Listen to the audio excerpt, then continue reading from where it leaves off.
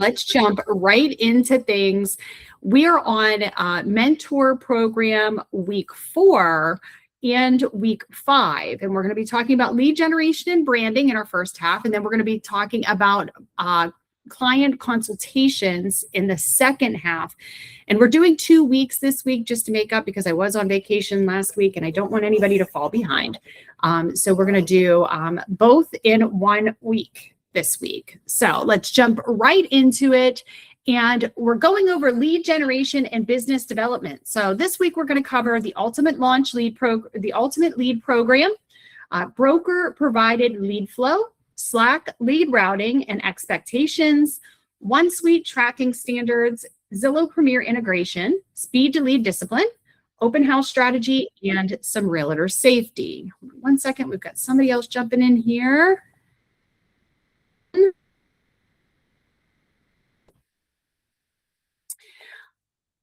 All right. No business equals no transactions. Lead discipline determines your income.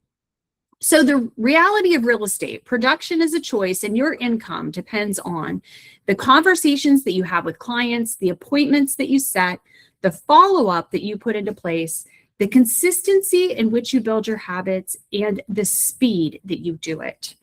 Agents who treat this like a hobby get hobby level results. Now, as a broker, I'm often asked with new agents is, if I'm working part-time, do I automatically get part-time income? And the answer is no. Sometimes part-time agents will make full-time pay, and sometimes full-time agents will make part-time pay, because it's not how many hours you work, it's what you're doing with those hours that matter. And I can tell you that you can be a highly productive agent without spending 12 hours a day on your business if you're working efficiently and you're putting the good habits in place. And that's really what it's about. It's about gaining the knowledge and setting up proper habits and proper. So let's look at understanding brokerage provided leads, because if you're new here, then you'll understand pretty quickly that that's where the majority of your first clients are going to come from. We built this plan to help support not only our brand new agents, but are also seasoned agents to get more connections and more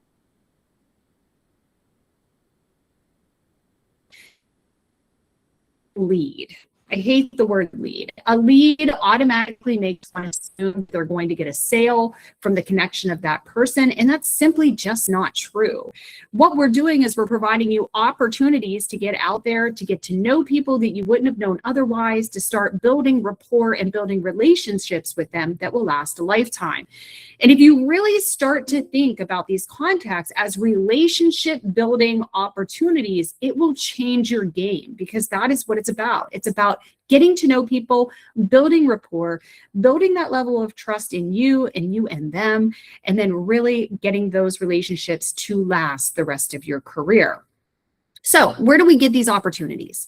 We get them from online buyer inquiries, and that could come from things like our website. Portal generated leads. So portal generated leads may come from a variety of sources, including Zillow, which is number 3, but a portal generated lead is a third party type of lead. So they don't come through our website, they don't call our office, but we have put some type of advertisement out there that says, hey, if you want to buy a house, we'll help you, or here's this house, would you like to see it? Or, hey, we have a brokerage, we have a bunch of amazing agents that want to work with you, and then they put their information online. Number 4 is also digital marketing responses. So we do a lot on social media, and that's one of our biggest things is social media. We put a lot of stuff on social media, and we get a lot of responses from social media. So a lot of those leads will come from there as well. So how do we assign the leads when we receive them? Number 1 is they're routed through Slack or the Zillow Premier portal notification. So there's a notification that goes out on Slack on the lead board, or it comes through the Premier Agent app, and the agent is then assigned. In Slack specifically, the lead goes out onto the county lead board, depending on where you're located. And Chelsea in our Newcastle office will say something like, I have a buyer who is in Grove City who would like it. The agent will then respond me, or I'll take it. Chelsea will then acknowledge the person who claimed the lead, usually by saying you've got it, or maybe giving you a thumbs up or giving you a heart on your comment. And then the information is sent to you via email, usually. If we are on the road, because I cover during the weekends, a lot of times I will send you a text. If you claim a lead, please be prepared to reach out within 15 minutes. And this is super important. If you are unable to call in that time frame, please do not claim a lead. Okay. So we don't want you gobbling up leads that you're not going to be able to call within 15 minutes. If you're busy and you're doing something else, that's okay. We all have lives. We all have other clients we have to serve. But understand that if you're not calling that lead immediately, that lead will become a dead lead. So here's an example of the Slack lead board for those of you who maybe have not seen it yet. This is just a Lawrence County board. You can see that Chelsea put out an assignment for 3 buyer leads that she had in Newcastle. And we can see that the agent came down here. It was Dave Wagner, and he responded, me. So speed time is important. Remember, you're not the only one who's going to be claiming leads. So keeping an eye out on your Slack lead board is super important if you want to claim those leads. It's also important that you keep your Zillow Premier Agent app up and running, either on your desktop or on your phone. I always suggest that you have the Premier Agent app downloaded, you have your notifications on. If you were just waiting for them to call you through the phone, it is delayed. So if you want the best opportunity to receive those Zillow leads, you must have your app on and running. This is an example here of a screenshot of what the Zillow Premier dashboard looks like on your PC. So as you claim leads, they will appear, and you see that over here, you have your little drop down here of telling you like all of the people that you have contacted. And when you click on it, it will open up the response, and you can see this Jason. This was claimed by Ryan Dugas in our Elwood City office, and he was interested in 511 Portersville Road in Elwood City. Now, one thing that's not on here is right to the right, you'll have a side panel that'll have the client's contact information, their name, their telephone number, their email address, and you'll be able to go in there and tag them like, hey, I spoke to them, I set an appointment, and that just helps you keep very organized as well. I cut that out just because we do not have Jason's permission to share his information, and he is also now working with Ryan, so I have cut that out. All right, speed to lead standards. Industry research shows that a 5-minute response time dramatically increases conversion. All right, people are in this day and age, because of the internet and all of the tools that we have, they want instant gratification. Instant gratification. So they want that 5-minute response time. Number 2, waiting 30 minutes reduces contact probability. So if you wait 30 minutes, the chances of you getting a hold of them, I mean, think about everything we do in a day. Sometimes we only have a few minutes to really sit down and check off the things we need to do on our list.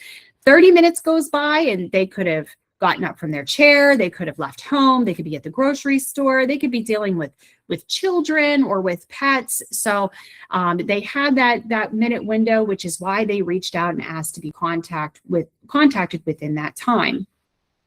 Now, number 3, waiting hours often results in a dead lead. If you do not respond within a few hours time, one of 2 things are going to happen. Either 1, the lead is not going to take you seriously and they're no longer going to answer the phone because they wanted an answer and you didn't provide it, or they asked you to call and you didn't.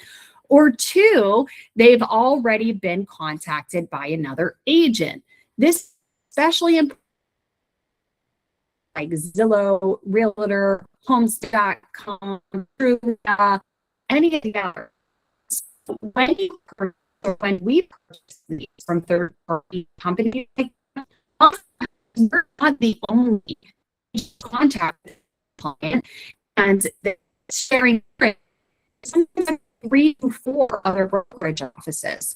So if you wait hours to contact that lead, chances are they've already been bombarded by a bunch of other agents and have already started working with one. So speed to lead is so important.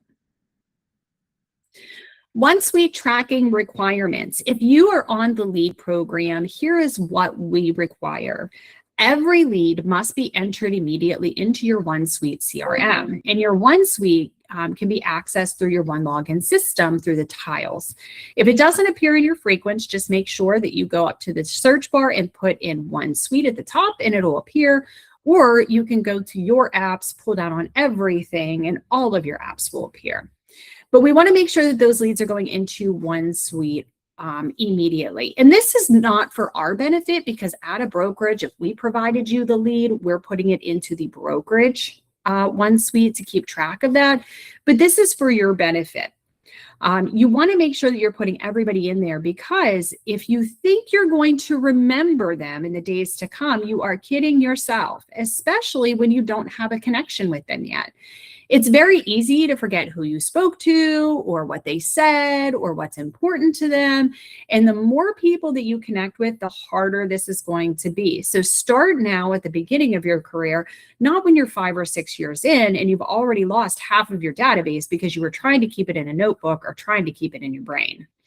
Make sure that all of your leads are tagged properly by their source so you know where they came from. A lot of times you can tell people's intentions or what's important to them by their habits online. Just take, for example, if somebody comes through the social media platform, so if it's a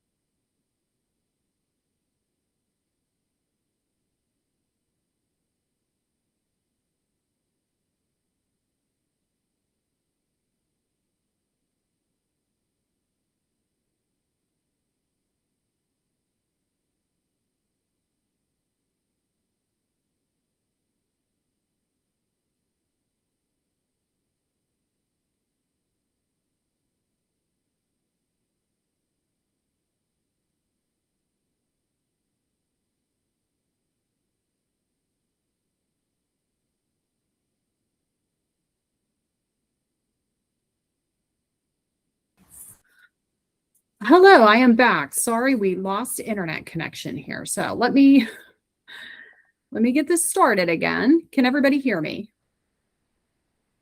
Yes. Okay, perfect. Sorry about that. I don't know what's going on with the internet today, but we just kind of lost connection there. All right. So back onto One Suite. Make sure that you're assigning follow-up reminders as needed for your leads. This is really going to help you stay organized and stay on task. And you definitely want to update the contact after every conversation. So how do we add a lead to One Suite? Well, that's really simple. You just open One Suite, click on your contacts and leads on the left-hand side over here, and then it's going to open up your contacts and leads, and you're just going to want to click the new button right there. It's going to pull up a contact card for you to add your lead. Again, do not assume that you will remember to follow up on your own. You want to track all interactions with your leads. The fortune is in the follow-ups, and this is where most agents will fail when it comes to leads. Effective follow-up includes schedule reminders, value-based check-ins, market updates, property suggestions, and constant communication.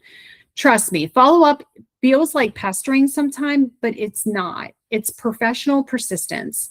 Understand that your client has a need, and it's your job as a sales associate to ensure that you're doing everything you can to fill their need.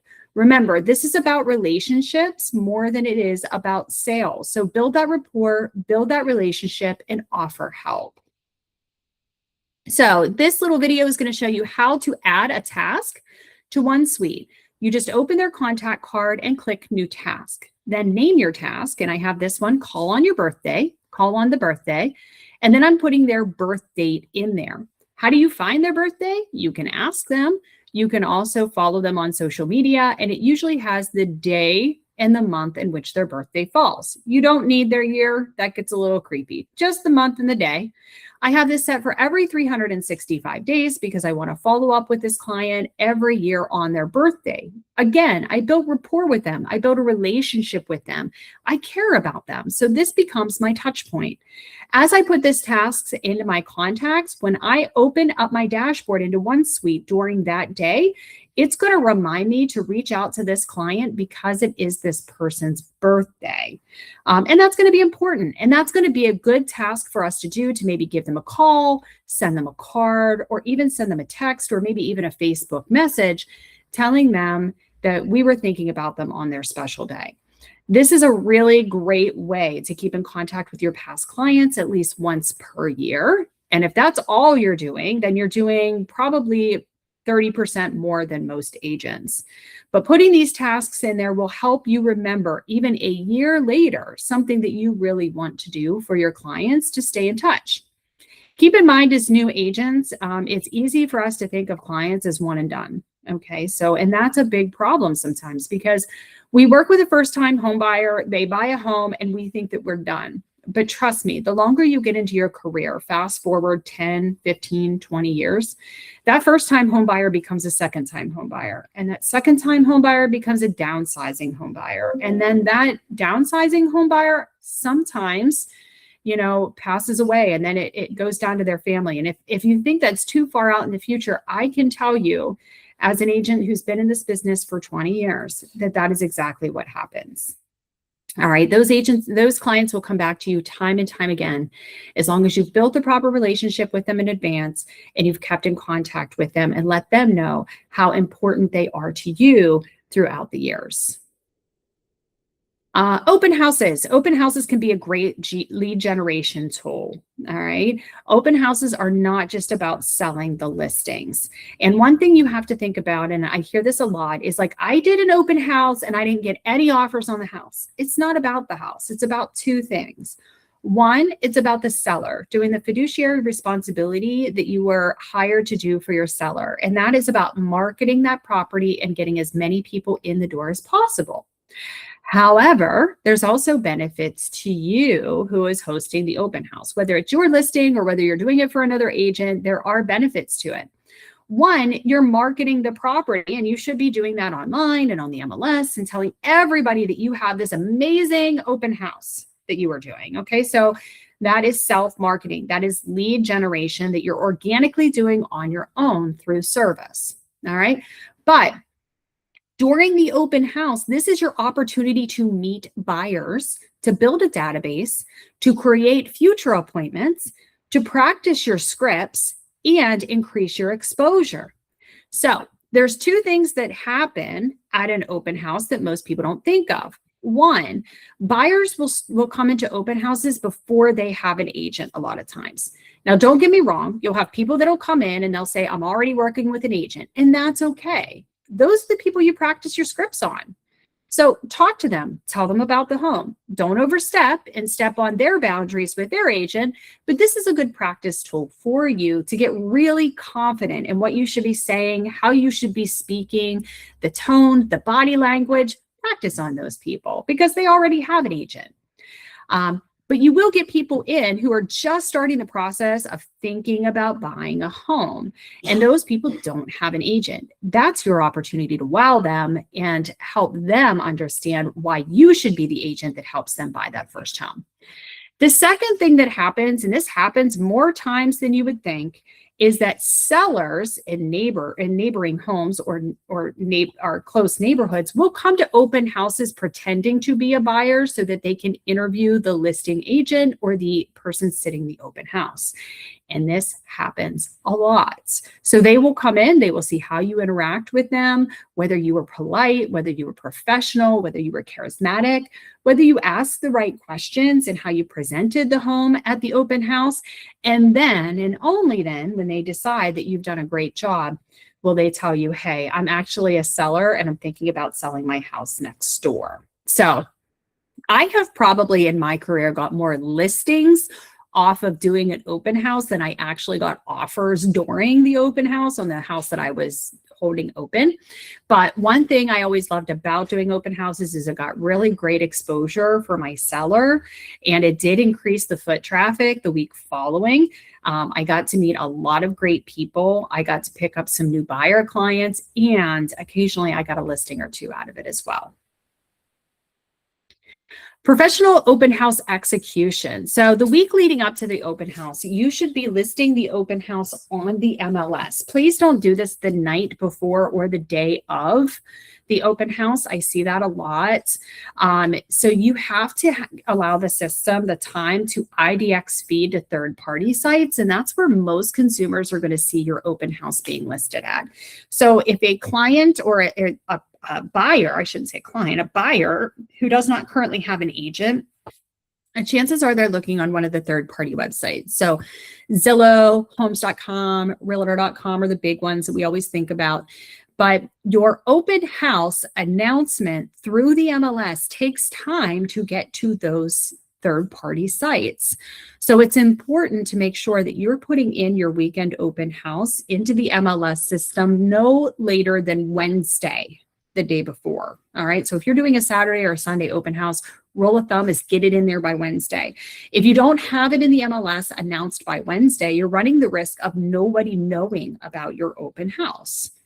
You definitely want to promote your open house on social media. So you can do it. You can do an announcement just on your personal page. You should also be putting that on the business page. You should also be doing a marketing request that we're putting that out there to the masses on our page, and also create an open house event. So on Facebook specifically, you can do an open house event that has a higher reach, that tells people that you are hosting an open house and you are inviting them to this public event. Invite the neighbors. I love doing this. Invite the neighbors. So you can go out either, the week before or even the morning of, and go and knock on the neighbor's door and just invite them to come to your open house. Invite them to come over and support their neighbor. Take a look at the house. Let me know your thoughts on pricing and condition. I'd love to have you over. I always tell people I have some snacks over there. We're having a door prize, so please come over and see us. And then you can leave them with a flyer and one of your business cards. This is a good way to expand your sphere of influence, expand your reach. And if the neighbors are ever thinking about selling, hopefully they will give you a call as well. Post open house signs, and please don't do it the morning of the open house. Post open house signs with the date and time of the open house clearly marked on them. Place directional signs leading up to the house if you are able. Now, every city has different rules when it comes to directional signs, but most cities, and I'm not going to say all, but most cities will allow you to post directional signs for a short period of time, usually a couple days leading up to the open house. So make sure that you're posting those open house signs. Again, rule of thumb, last day to do it is Wednesday before the weekend, but the sooner the better. So if you can get that out on a Monday for a Sunday, open house, the more time, the better. Tape the open house info on the front door. So this is something that I used to do. I used to take a flyer and put the open house information on the front door the week before the open house. You would be surprised how many people just walk through a yard or knock on a seller's door or walk around a house without permission. And not that we want to promote that in any way, shape, or form, but it happens. So I would always tape the open house information on the front glass door, on the screen door, so that people knew when the house was going to be open. You also want to email invite your entire database. And you do this through OneSuite. This is why we're putting all those leads in, right? We keep talking about follow-up and touch points. This is a great touch point to let them know, hey, I'm having an open house. Please stop by and see me. This shows that you're active within the community, that you're giving them valuable information, and they're seeing your name come across their email chain more than once. Keep in mind that it takes 7 interactions with somebody for them to even remember your first name. 7 interactions with somebody before they even remember your first name. So start counting out your interactions, and when you get to 7, chances are they will remember who you are. Professional open house execution. So during the open house, you want to greet everybody professionally. And greeting them professionally is, hi, welcome to the open house. My name is Christina. I'm with Realty One Group. I'll be your host today. Please come in. Next, you want to capture their contact information. You can do that through the old way of a sheet of paper, which I don't prefer. But if you want to take it a step further, in the previous lessons, we talked about going into OneSuite and doing the open house contact form on your laptop or on your phone. That's how I suggest you capture their information. Next, you want to ask them qualifying questions. So you want to ask them questions that they are going to answer. One of the most common questions are, how long have you been looking for a new home? Or do you live in the area? What specifically are you looking for in your next home? So ask them questions. This is how you build rapport and start to build trust and make them feel like you genuinely care about them and what their desires are. Next, provide a takeaway packet. In your takeaway packet, you can include things such as a property flyer, seller's disclosures, a home buyer's book, or some type of value proposition handout, and your business card. Now that we've completed the open house, what do we do? Now, what you do before the open house and after the open house is even more important than what happens during the open house. This is where I see a lot of agents give up. They prepped all of this before, they got a ton of traffic in there, they shined during the open house, met a lot of great people, and at the end of the open house, because it's usually a Sunday and it's beautiful outside, and they can't wait to get home and sit by the pool or work in their yard or whatever they do on a Sunday, they throw all of their stuff in the car, and then they never look at it again, right? We've all done it. We've all done it. Jamie's sitting here with me at the table, except for Jamie. Jamie's never done that, right? Never. But what you do after the open house is so important. What you should be doing before you even leave the property is providing an immediate follow-up. And a good way to follow up is just to text them. Thank you so much for joining me at the open house today. I really had a wonderful time getting to know you and your family. Looking forward to catching up later this week. Here is my contact information again, just in case you need anything in the meantime. Have a great rest of your weekend. It's very easy, and you can copy, paste to everybody who came to your open house. Next, if you've used your OneSuite to have them register, you don't have to add them as a contact. But if you didn't, this is the point where you need to add them to your OneSuite manually. So if you did a paper form, you should be sitting down before you leave that open house and adding everybody to your OneSuite and then setting up an email drip campaign. Now, if they register for your open house through your OneSuite, you just go through the list because they all appear at the top, and you just click, and then you put them right into whatever drip campaign that you have scheduled and ready for them. It makes it super easy. Right before you leave the house, just click, assign, to your drip campaign, and you're good. This is why I love using the OneSuite for open house registration, as opposed to having to put them in manually, because then you're sitting there for another half an hour, 45 minutes after the open house, adding in all of this stuff manually. Work smarter, not harder. Use that sign-in app. Next, you go home, you relax. I get it. It's, you're done for the day, go home, relax. The next day, first thing in the morning, you should be making an appointment attempt. So this is when you're reaching out to them with a call and say, hey, how are you? I met you at the open house at 123 Main Street. Just wanted to follow up. I know that house wasn't exactly what you're looking for, but there is one that was just listed over the weekend down the street. It's about the same price. It's a little bigger. I know you wanted that extra bedroom. So this one is a little bit bigger. It doesn't have the fenced in yard, but that's something that could always be added. And I wanted to see if you're available either, tomorrow or Wednesday to take a look at it with me. So you're doing your follow-up. You're repeating back some of the things they said to you, like, oh, I love the house, but it's not quite big enough for us. I love the fenced yard. We have a dog. This is where your CRM becomes so important, because you're not going to remember those things. You put them in your CRM. You put those notes in your CRM, right? So you're going to call the next day and you're going to ask for an appointment. Then the following day, so this would be a Tuesday, if you had your open house on a Sunday, you're going to start them an MLS search campaign. So you're going to go into the West Penn Multiple Listing Service and you're going to do an MLS search, and you're going to put them on an auto search based on what they told you that they want. All right. So open houses without follow-up is a waste of opportunity. Any questions before we move on to agent referrals?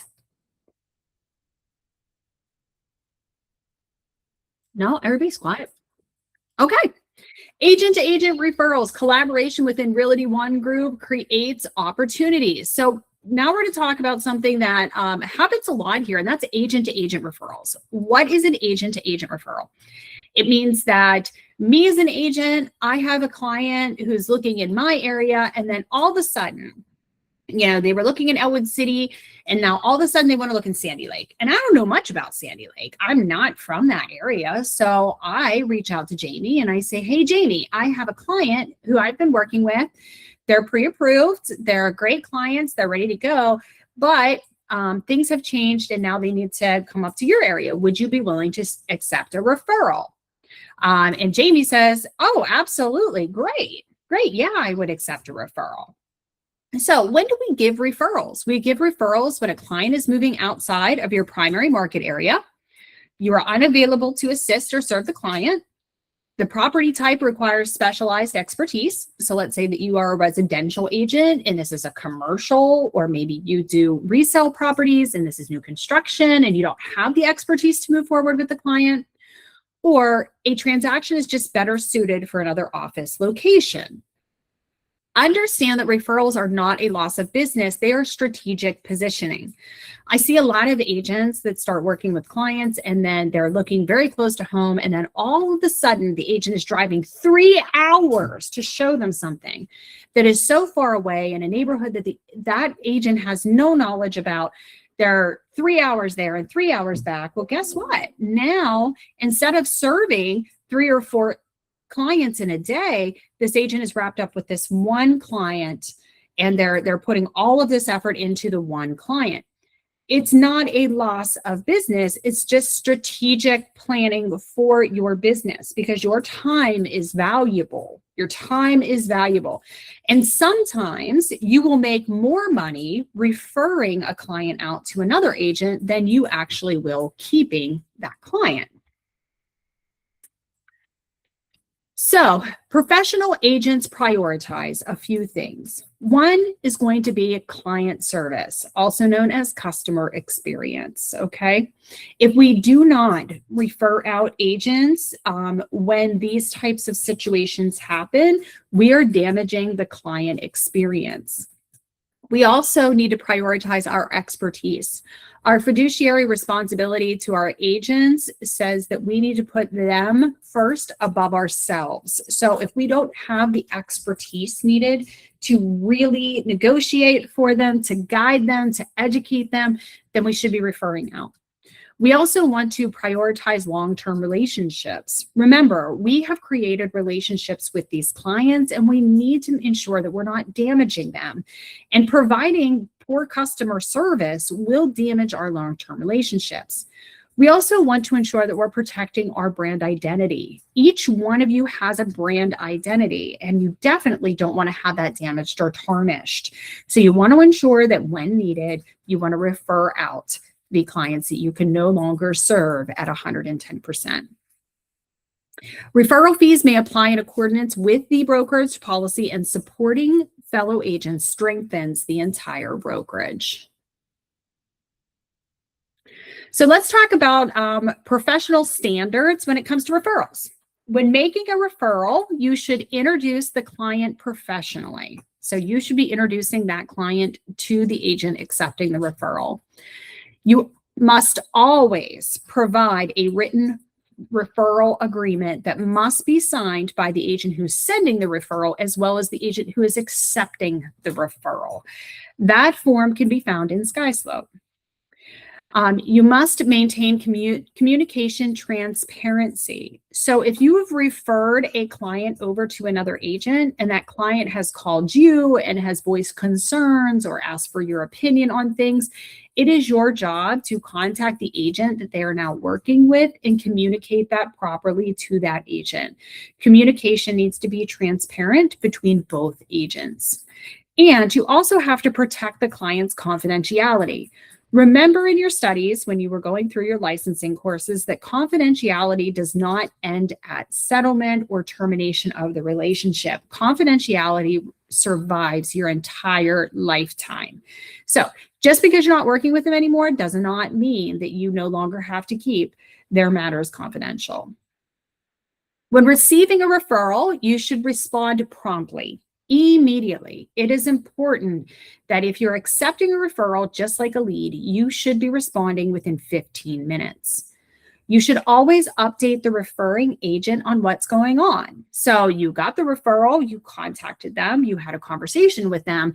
Your next response should be to the referring agent, hey, just wanted to give you an update. I connected with Mr. and Mrs. Smith. We've set up an appointment. I got to talk to them for a little bit. Really nice people. Can't wait to get started. And then make sure that you're giving them updates along the way as well. Deliver excellent service.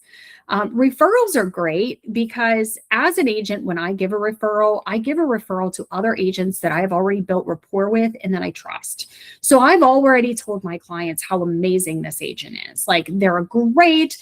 They're going to respond to you right away. Like they are, they just go above and beyond. So you want to make sure that you're living up to the expectations that are set from the agent who's giving you a referral. Don't let them down. And protect the relationship that you have with the referring agent. If they give you a referral and you do a really great job, chances are they're going to give you more in the future. So start to build that relationship with the referring agent as well. So how do referral fees work? Referrals are given with a rate of commission promised to the referring agent.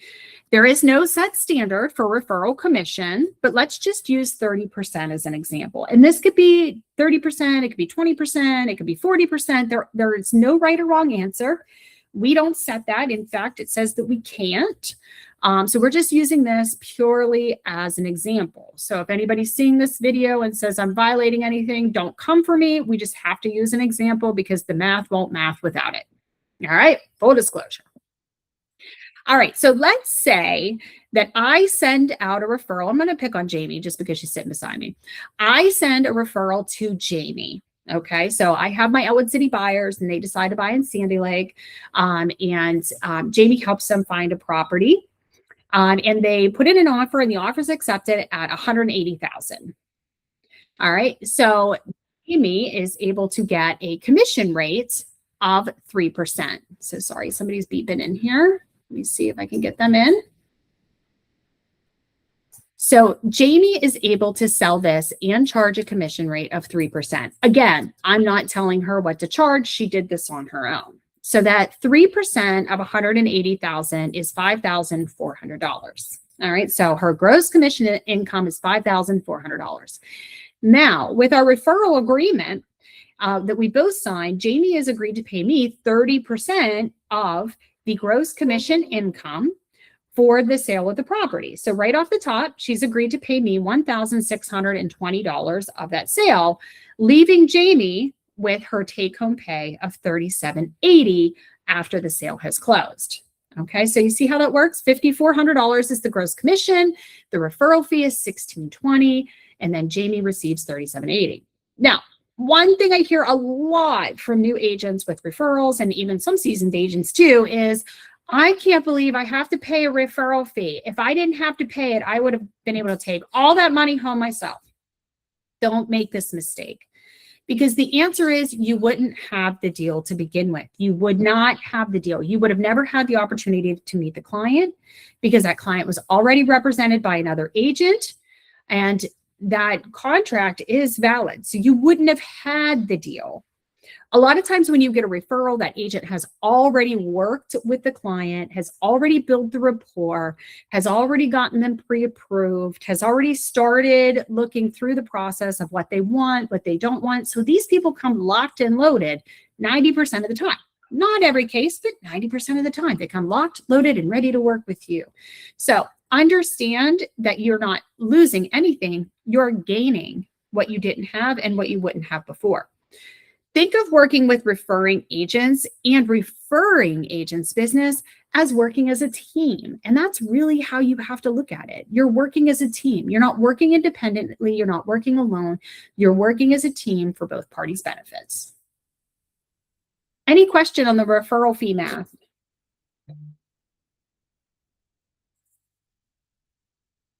No? Okay.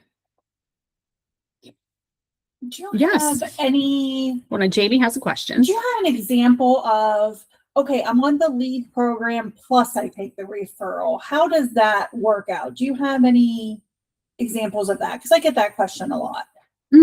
I don't have an example in this training. Because it's not as scary as people think it is. Yeah, no, it's not. Jamie was asking, do we have instances where if you're on the lead program and then you have a referral, what that looks like. And yeah, it's not as scary. Keep in mind that you're only paying the referral. You're paying the referral on the top, not on the bottom. So, oh, I do have one. It's right here. I lied. Perfect. I lied. We do have one. I'm looking right at it. I lied. All right. So let's take a look at this. And sorry, I keep turning my video off here because like my internet is struggling and it's pulling too much. So if you see me coming in and out, that's why. Because I don't want to lose signal again. Okay, so now let's go back to this one here. All right, so we have our sales price, and this is an example with Jamie. Her net is $3,780. Now let's assume that Jamie is on the lead program. All right. This is what Jamie's commission breakdown would be. So here's Jamie's GCI. So that's how we calculate gross commission income. We take the referral right off the top because maybe that belongs inside Realty One Group. Maybe it belongs to a co-broke, and we see a lot of those. So Jamie's GCI here is $3,780. Then we take off the transaction fee, the compliance fee, and that gets her amount subject to split. So that's $3,330. And then we have the 70% split, which becomes $2,331. So still not too bad for a deal that you would not have otherwise. No, I'll put $2,300 in my pocket. I'd put $2,300 in my pocket every day. Every day. For a deal that was handed to me in a bow and I just had to unwrap it and drive around a little bit, get it closed. Heck yeah. Referrals are so important. There are agents that have built their entire business just on referrals because they're very good at building relationships with other agents. They're very good at networking. They're very good at the follow-up with other agents. They have built their entire business on referrals. Entire. So definitely let people know that you are willing to accept referrals. Give referrals back to those agents when you can. Start to build those relationships. I promise it is to your benefit. It's not scary. Yes, Christine asked, so the referral fee is just agreed upon by both agents? Yes, Absolutely. That referral fee can be anything. I just use 30 because that's a pretty common percentage that is accepted, but sometimes it's 25, sometimes it's 20. I've seen them as low as 10, especially if, the referring agent was like, hey, they just came over to my website. I gave them a call, talked to them for 5 minutes. I haven't gotten them pre-approved or anything. If you just want to take the lead, like it's fine, and I've seen them at 50%. I've seen them referred out where the agent has already shown the properties and they're ready to write an offer. And then the agent's like, I just don't think I can, I can do it. I'm just too busy. So sometimes they'll refer them at 50, like, hey, they just write the offer and get them to closing. So that happens all the time. All right, we're moving on to realtor safety, personal safety standards. I just wanted to make sure that I was mentioning that you always need to prioritize safety. Please verify identity before privately showing anybody homes that you don't know. Meet new clients at a public place first. Always inform somebody of your location. Somebody should always know your location. You could do that by a couple different ways. You can actually do that on showing time, although I don't know if that's the best method to do it, but you can. I use Life 360, so my family can always see where I am, and they will know if I go quiet or if I go missing. They can see where I'm at. The iPhone also has a setting where you can share it to other devices within your family. So, and using the buddy system is always important. Find a buddy at the office and check in with each other if you're meeting new clients. Above all else, always trust your instincts. If something feels off, it usually is. So always trust your instincts, never ignore them. And use showing confirmation tools when possible. Your safety is more important than any commission. Now, we do have an app called Forewarn. It is part of your realtor benefits. So you can download that through the Pennsylvania Association of Realtors, or if you are on YCAR or STAR in Ohio, you can download that app as long as you are part of the board. This will help you be able to look up people's identities before you decide to show them properties. All right, so definitely it is part of your benefits. Download the Forewarn app. All right, building your personal lead sources. Beyond brokerage leads, sustainable business requires a good sphere of influence outreach. You need to have a good sphere of influence. Who is your sphere of influence? The people you know, the people who know you, and all of the people that should know you're in real estate. So make sure that they become the very first contacts in your CRM. Social media consistency is key. Everybody has some form of social media, whether that is Facebook or Instagram or TikTok or LinkedIn or the site formerly known as Twitter. We all have social media of some sort. You don't have to be on them all, but you should be on a couple, and you should be posting with consistency and letting people know that you are in real estate. Community involvement is so important. You need to get out there. You need to get into your community. You need to start meeting people. These are your neighbors. These are your friends. These are your support system. So get out into the community and start holding events, answering questions, shaking hands, giving smiles, and doing all of the things that you need to do to let people know that you care about where you live. Past client follow-up. People drop the ball so much here. Please follow up with your past clients. They already love you. They already trust you. They already bought a house from you. So you should be following up with them to let them know that you are there for them, not just during the transaction, but for a lifetime. And referral generation. Make sure you're asking for referrals. Nobody is going to get mad at you if you say, hey, it's so nice to meet you. By the way, since we're in different areas, if you ever have a referral, I'd be happy to help your clients, and I'd be happy to do the same for you. So start building out that referral network with other agents. Brokerage leads will supplement your efforts, but it does not replace them. This is no secret sauce. It is no catch-all. This is not, taking the leads is not the easy way out. It is just a tool. What you do with your business will separate those who can from those who can't. So your brokerage leads is just a tool. It is not a replacement for you getting out there and generating leads on your own.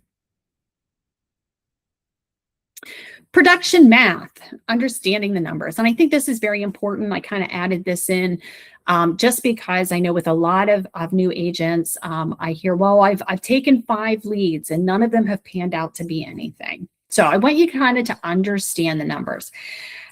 Converting people or converting leads into real relationships, depending on where they come from, has a very, very low conversion rate.